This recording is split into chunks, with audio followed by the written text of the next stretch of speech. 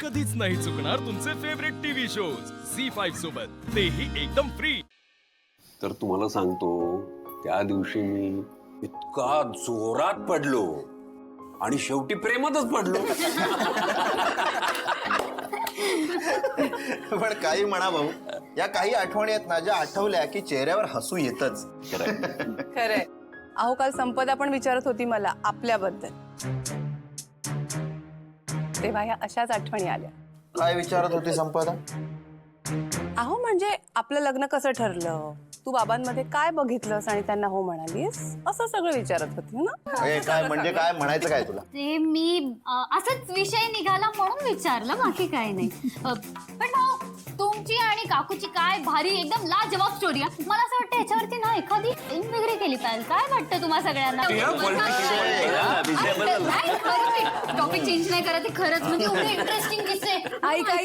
ऐक नको लक्ष देऊस त्यांच्याकडे. आज जरा जास्तच वाढवून चढवून सांगतायत ते. मग मी सांगत असताना मनात नाही एवढी खुश का झाली होती? वा वा, लाजल्यावर केवढी सुंदर दिसतेस तू.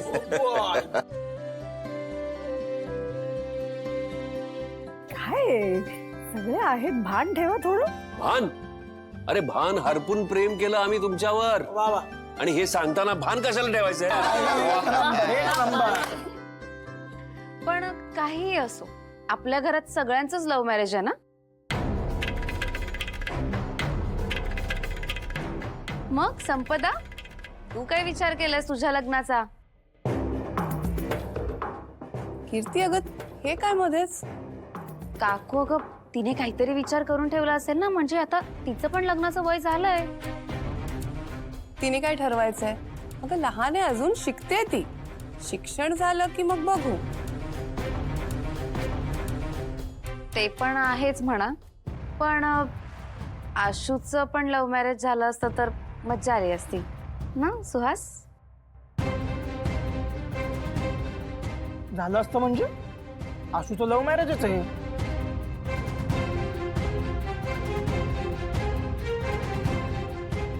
नाही नाही पण सीताई, आशू आणि शिवा दोघं एकमेकांना आधीपासून ओळखतात ना.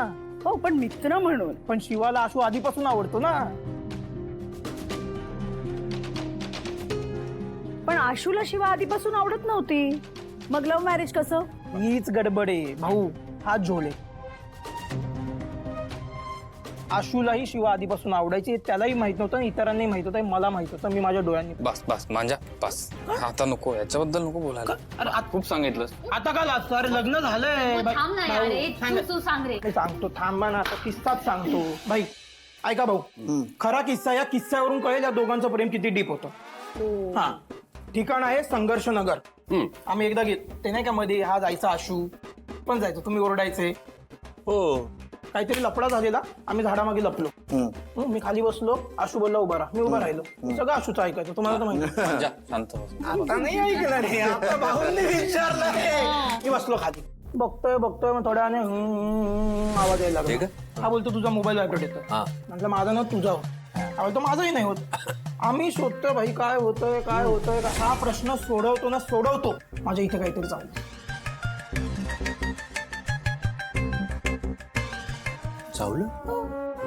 अशू हे काय? आम्ही दोघे बघतोय काय चावलं. तेवढ्यात हळूच वर बघितलं, मधमाशा. अरे एवढा मोठा पोळा आणि मधमाशा उठल्या. मधमाशा बघून हा पहिले पळाला. आई आम्ही पळणारच ना. हा सुसाट पुढे. नाही, आशूला सवयच आहे लहानपणापासून जोरात पळायची. जोरात पळाला.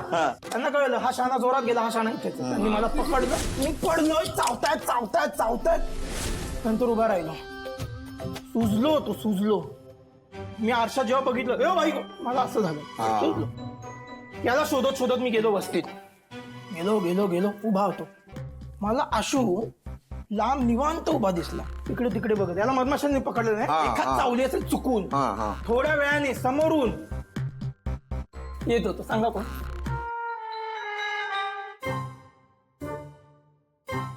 शिवा.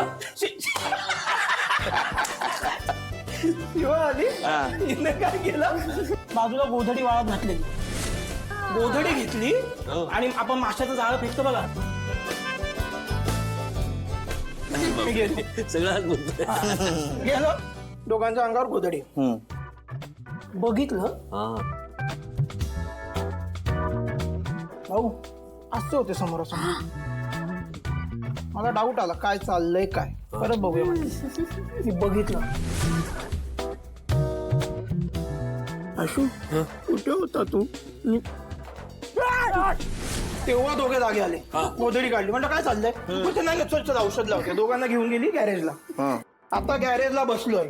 त्या दिवशी ती डेंजर गँग ती 5 मुलं येतात बघा. मला ते ना भाऊ आवडतच नाही. कसं आहे बघा शिवाचे मित्र आहेत मी स्वीकारले सगळं मान्य पण आवडतच नाही. अतरंगी पोरं. मला बसवलं आणि अघोरी उपाय चालले.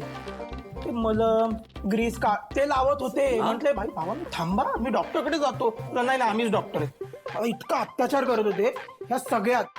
मी समोर बघितलं भाऊ आशू असा बसलेला असा हसत होता. म्हटलं हा का असतो. मग पुढे बघितलं तर समोर होती शिवा. म्हटलं हे काय चाललंय. तर भाऊ शिवा आशूला मलम लावत होती पण पद्धत दाखवतो. एक मिनिट. आशू शिवा आली बसली. तिने केस मागे गेले आणि बघितलं आता बघितलंच असं इकडे माझ्या डोळ्यात. आणि अशी काय आहे सांगा भाऊ तुम्हाला काय भाऊ सांगा. मोरपीस आहे. मोरपीस. हा अशी मोरपिसाने औषध लावत होती. म्हटलं भाई ही काय गडबड आहे. मोरपिसाला कोण औषध लावतो. पण मोरपिसाला सोडून मला काहीतरी वेगळंच दिसलं. दोघे एकमेकांच्या डोळ्यात बघत होते आणि दोघांच्या चेहरा स्माईल होती. तेव्हा मला कळलं भाई हे प्रेमात आहे.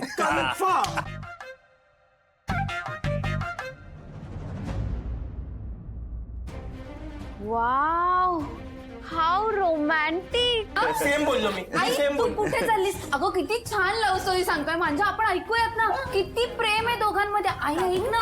अरे सीता एवढं प्रेम करतात. तुला ना काय कळत. तो बघा किती रोमॅन्टिक आहे. त्याच्याकडनं काहीतरी शिक.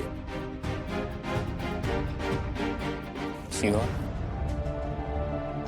या सगळ्यांना जरी वाटत असेल की आपलं खूप छान चाललंय तरी तसं नाही आहे. तुलाही माहिती आहे आणि मलाही माहिती आहे. तेवढं लक्षात ठेव फक्त.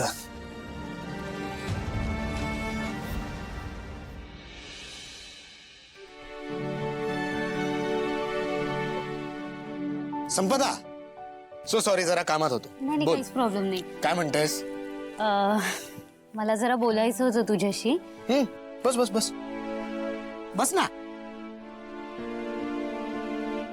चंदन दादा तू मला विचार करायला सांगितला होतास ना. तर मी केलाय विचार. म्हणजे ऍक्च्युली खूप विचार केला.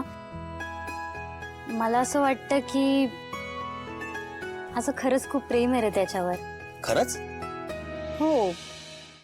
झी5 ॲप डाउनलोड करा आणि पहा सर्व एपिसोड्स एकदम फ्री.